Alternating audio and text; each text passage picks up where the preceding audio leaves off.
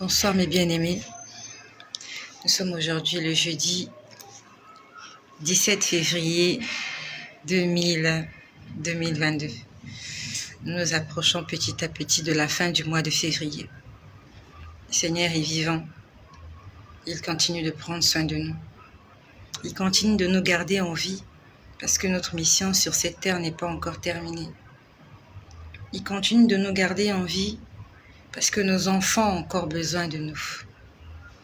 Nos familles ont encore besoin de nous. Jésus-Christ a besoin de se servir de chacun d'entre nous. Soyez tous bénis. Merci pour toutes les personnes qui attendaient cette vidéo. Je me rends compte qu'à peine connectés, vous êtes nombreux. Que le Seigneur Jésus-Christ vous bénisse. Jésus-Christ est Seigneur. Jésus-Christ est Dieu. Jésus-Christ est le roi des rois. Jésus-Christ est le Tout-Puissant. Il est l'alpha et l'oméga. Et même s'il nous a fait des promesses qu'il n'a pas encore réalisées, nous allons attendre qu'il fasse ce qu'il a dit qu'il fera. Nous allons attendre. Ne montre pas que tu es faible. À un moment, Dieu dit, mettez-moi à l'épreuve. Mets Dieu à l'épreuve. Ce n'est pas une insulte de mettre Dieu à l'épreuve. Dis-lui, Seigneur, tu as dit, j'attends que tu fasses ce que tu as dit. N'est-ce pas que tu m'as demandé de te mettre à l'épreuve? Mets le Seigneur à l'épreuve. Dis-lui, Seigneur, tu as dit que tu ne mens pas. Tu as dit que tu n'es pas un homme pour mentir. Tu n'es pas le fils de l'homme pour se repentir. Moi, j'attends les promesses que tu m'as faites. Tu dis, Seigneur, j'attends. Et si je meurs sans pourtant que ces promesses-là se réalisent, c'est ton nom qui sera blasphémé. Parce que moi, je n'abandonnerai pas. Je vais m'accrocher à toi. Parce que moi, j'ai témoigné. J'ai déclaré ma foi à tous ceux-là qui m'entourent. Et si toi, tu n'agis pas, c'est ton nom qui sera blasphémé. Dis-lui ça, Seigneur, si tu n'agis pas. Ces gens-là, peut-être que si tu réalises tes promesses, ils vont croire en toi. Mais si tu ne les réalises pas, ils ne croiront pas en toi. Parce que moi, je leur ai dit que je te fais confiance. Dis-le au Seigneur Jésus. Dis-le.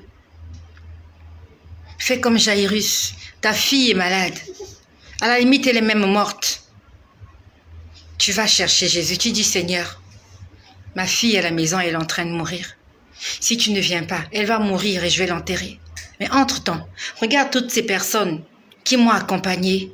Je leur ai dit, accompagnez-moi. Je vais voir cet homme-là qu'on appelle Jésus de Nazareth. Je veux voir le Nazarien. Je veux voir le Galiléen. Et on verra ce qu'il fera. Le Seigneur ne veut pas avoir honte. Le Seigneur ne peut pas avoir honte. Surtout si les gens sont témoins de ce que tu as déclaré.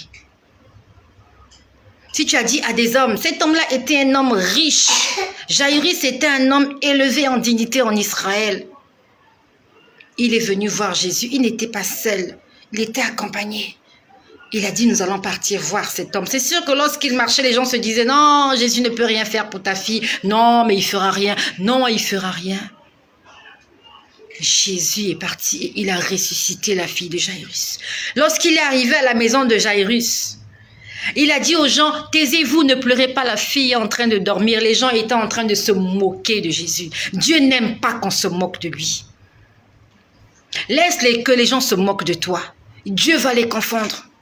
Toi, garde la foi, n'abandonne pas. Laisse qu'on se moque de toi. Laisse qu'on se moque de toi. Quand Jésus est venu à la maison de Jairus, les gens se moquaient.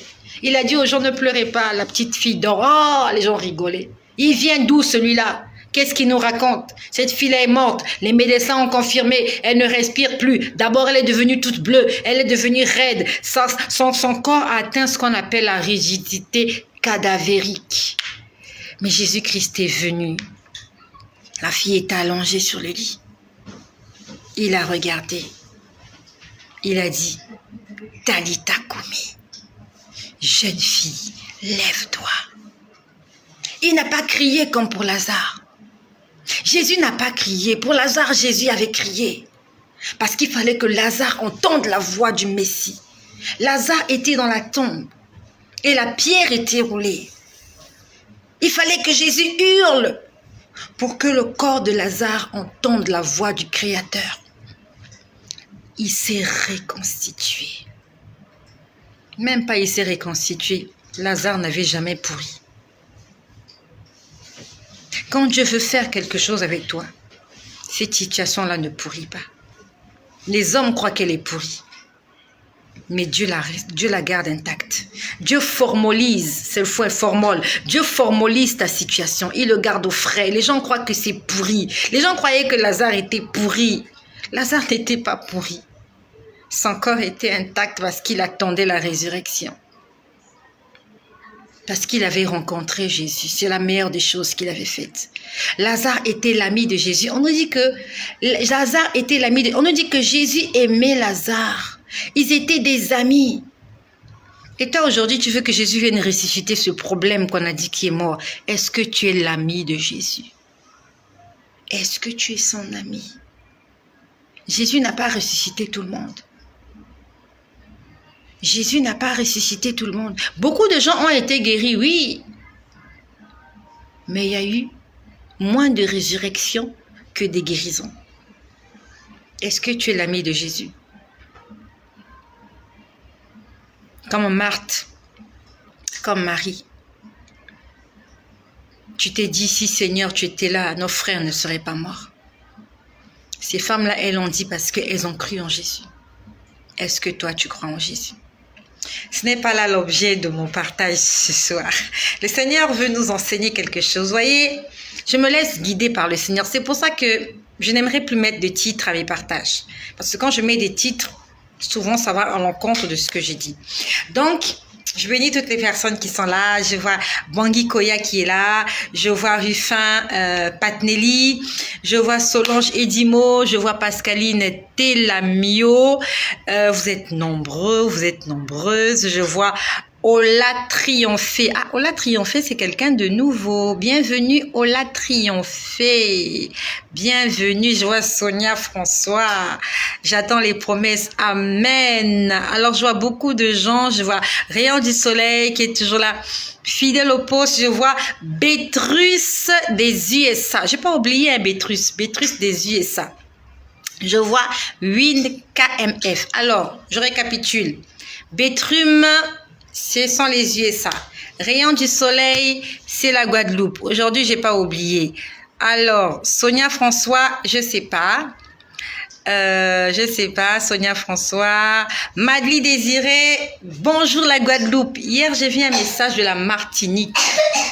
Nous sommes jusqu'à la Martinique. Ah, Sonia de la Martinique. Vous voyez, le Seigneur bénisse la Martinique, les Martiniquais. Oh, les Guadeloupéens, les Guyanais, que le Seigneur vous bénisse. Tu vas le leur dire, est arrivé là-bas, c'est grâce à toi. Toi qui as partagé à ceux de ta localité. Voilà comment tu es en train de prêcher l'évangile. Et aujourd'hui, nous sommes aux îles Maurice, nous sommes au Canada, nous sommes en USA, nous sommes en Côte d'Ivoire, nous sommes en Algérie, nous sommes au Gabon, nous sommes au Sénégal, nous sommes au Maroc, nous sommes au Congo, nous sommes partout, nous sommes en France. C'est grâce à toi. Tu as porté l'évangile là où l'évangile n'est jamais arrivé. Je connais personne en Martinique, je connais personne en Guyane, je connais personne en Guadeloupe. Je connais personne en Érythrée, je connais personne au Soudan, je connais personne en Éthiopie. Mais grâce à toi, l'évangile va arriver jusque dans ces endroits-là. Je connais personne à Madagascar. Mais grâce à toi, ça va arriver là-bas. La dernière fois, j'ai vu quelqu'un qui nous a écrit du Brésil. Je connais personne au Brésil. Mais l'évangile arrive jusqu'au Brésil. C'est grâce à toi. Et le Seigneur se souviendra de ce que tu fais. C'est un moyen d'évangéliser. Quand tu partages un message édifiant où l'on parle de Jésus. C'est par toi que l'évangile arrive jusqu'aux extrémités de la terre. Ça veut dire que tu es un disciple du Seigneur. Il y a message et message. Partage les bons messages pour la gloire de Jésus. Partage les bons messages. Ne partage pas tout et n'importe quoi. Ne partage pas des choses qui attristent le Saint-Esprit. Partage des choses qui vont contribuer à tes récompenses célestes. Touche le cœur de Dieu. C'est juste une brève parenthèse. Je vais essayer d'être Je vais essayer d'être très brève. Alors, je vois quelqu'un qui m'écrit « Comment rentrer en contact avec vous ?» Vous avez la possibilité d'écrire sur Messenger. Écrivez-moi sur Messenger Inbox. Je ne promets pas que je vais vous répondre demain parce que j'ai beaucoup de messages que je n'ai même pas encore lus. Je suis désolée pour toutes les personnes qui m'ont écrite et que j'ai pas encore répondu. Je suis vraiment désolée. Je n'ai pas de secrétaire. Voilà, je suis seule. Je suis seule dans cette mission que Dieu m'a donnée. Donc, j'ai mon travail professionnel, j'ai mes occupations maritales, enfin conjugales, j'ai mes occupations familiales, j'ai mes occupations domestiques. À cela, j'ajoute le ministère que Dieu m'a donné. Je suis en train de m'efforcer. J'ai beaucoup de messages sur WhatsApp que j'ai pas encore lus. J'ai beaucoup de messages sur Messenger, je n'ai pas encore lu. Donc, je te demande de patienter. Et en attendant que je te réponde, toi, continue de prier. Continue de prier.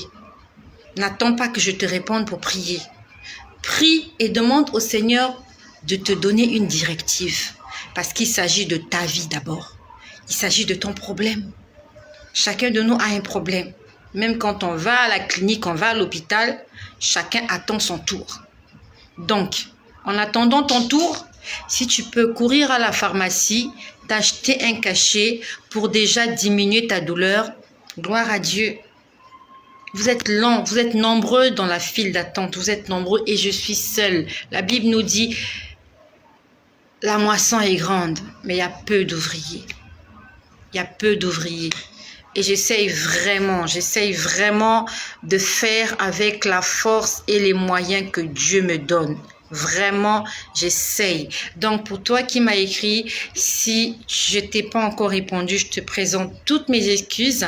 C'est indépendamment de ma volonté. Je traite les problèmes step by step, one by one. Je suis désolée, mais en attendant, continue de prier. Jeûne pour ton problème. Peut-être que le Seigneur te répondra avant que moi je te réponde. Soyez tous bénis dans le nom de Jésus-Christ. D'accord, merci pour celui qui ou celle qui a écrit. On ne lâche rien, ma sœur. Soyez bénis. Donc, ce que je vais vous dire aujourd'hui, je vais prendre une partie de quelque chose que je ne vous ai pas dit dimanche. Donc, dimanche, j'ai vu quelque chose que je ne vous ai pas dit. Et je vais vous parler de quelque chose que le Seigneur m'a montré le lundi. Non, le dimanche. Je vais finir le dimanche ce que j'ai vu à l'église. Hier, je vous ai parlé, je vous ai dit que je voyais l'église, c'était comme une clinique. Et on était en train de traiter des gens.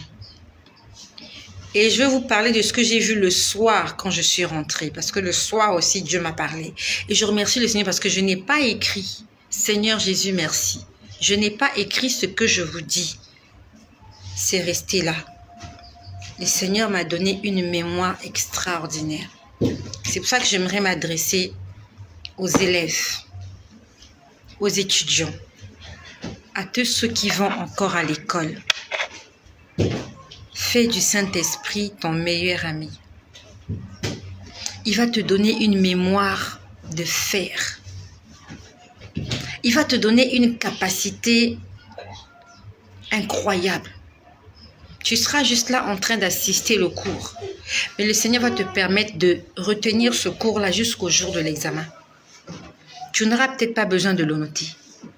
Mais le Seigneur va te donner une mémoire incroyable. C'est quelque chose qui est difficile à expliquer. Je peux vous parler des choses que j'ai vécues il y a de cela 4 ans avec tous les détails précis.